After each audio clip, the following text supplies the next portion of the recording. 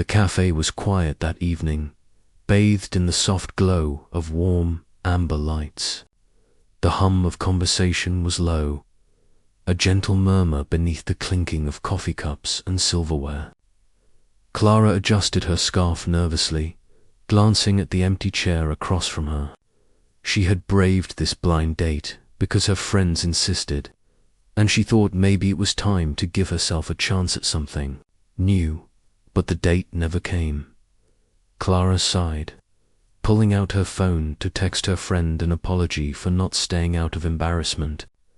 She was halfway through typing when a soft voice broke through her thoughts.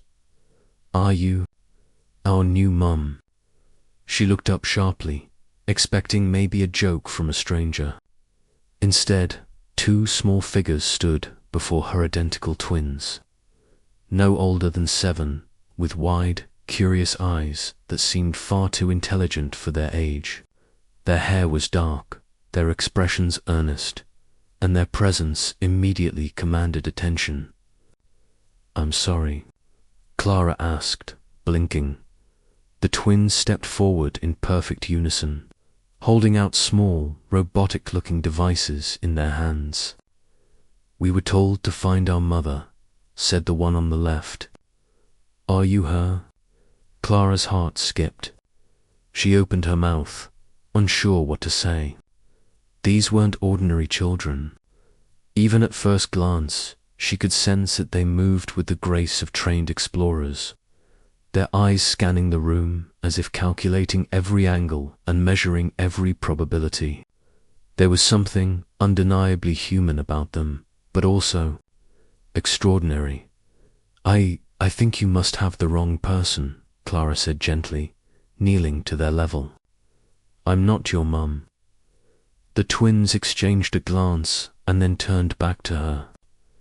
"But she said to come here," said the one on the right, voice perfectly calm, almost mechanical. "She said she would recognize us." Clara froze. Something in her chest twisted, part disbelief, part curiosity, part something she couldn't name. Her entire life had been ordinary: quiet office job, lonely apartment, weekends spent reading and cooking for one.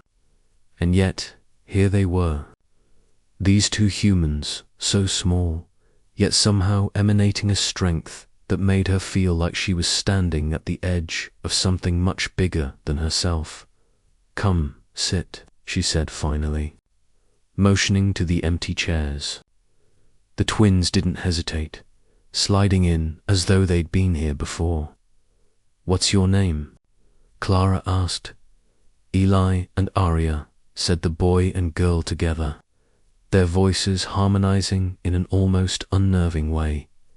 "Eli and Aria," Clara repeated, testing the words. They felt solid, real. Not at all like a dream she might wake from. "Why were you looking for a mum?" she asked, her voice barely above a whisper. The twins' eyes gleamed. "Because humans always find a way," Aria said, "even when nothing seems possible." Clara blinked eye. "Don't understand." Eli reached into his pocket and handed her a small metallic cube. It unfolded into a holographic image of a woman she didn't recognize, but the resemblance to the twins was unmistakable.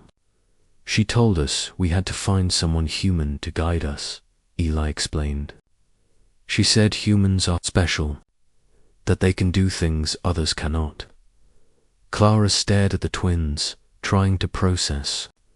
The cafe felt impossibly small.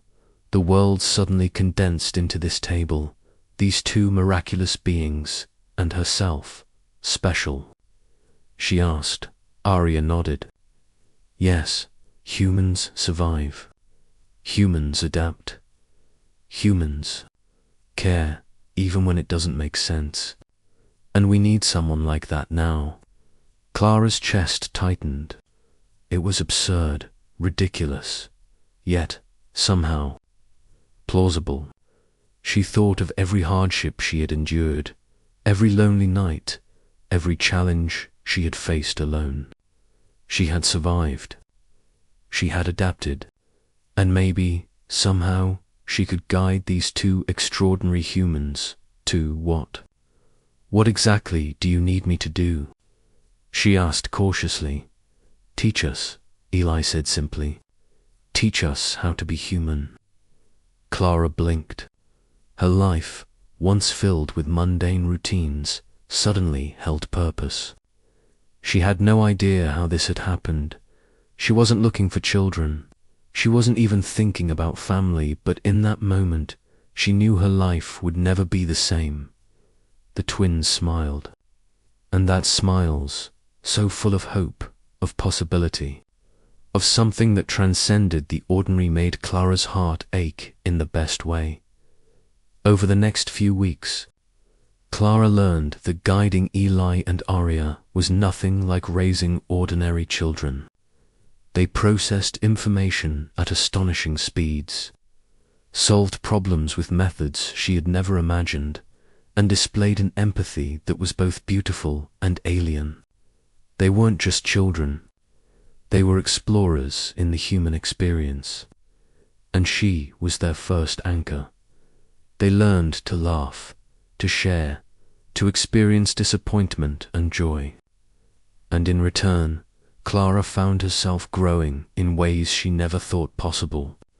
Her apartment, once quiet and lonely, was now a hub of energy, curiosity, and wonder. Every meal became an experiment. Every trip outside was an adventure. Every bedtime story, a lesson in what it meant to be human. One evening, as they watched the city lights from her small balcony, Aria leaned against Clara and whispered, "You really are our new mum, aren't you?" Clara smiled, tears threatening. I think I am," she said. And for the first time in her life, she felt like she was exactly where she was meant to be. Eli grinned. "We always knew humans could do incredible things." Clara hugged them tightly. "And we always will," she said. "Because humans never give up. We adapt, we survive, we care." That night, as Clara tucked the twins into bed, she realized that life had a way of surprising even the most careful planners. She hadn't expected to find purpose, or love, or family. But humans, she thought with a smile, always find a way. And sometimes, that way leads straight to too extraordinary. Children who call you mom and make you realize that the universe is far bigger and far kinder than you ever imagined. As she turned off the light and watched them drift into sleep, Clara whispered to herself, "Humans really are special, because they are **."